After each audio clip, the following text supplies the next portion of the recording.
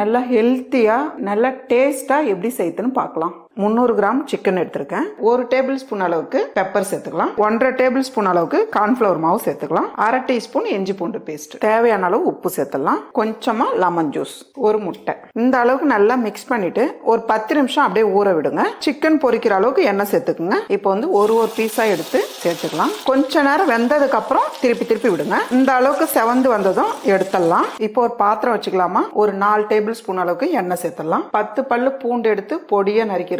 ஒரு பெரிய துண்டு இஞ்சி எடுத்து பொடியை நறுக்கிருக்கேன். பொடியை நறுக்குனா 2 பச்சை மிளகாய், 100 கிராம் பீன்ஸ் எடுத்திருக்கேன். 1 கப் அளவுக்கு நீளமா கட் பண்ண கேரட். ஃபர்ஸ்ட் ஓரளவுக்கு நல்லா வதக்கிடுங்க.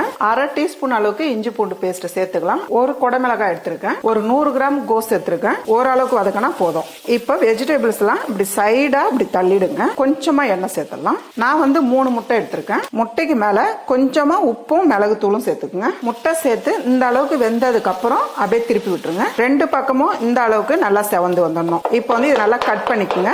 கொஞ்சமா உப்பு சேர்த்துக்குங்க.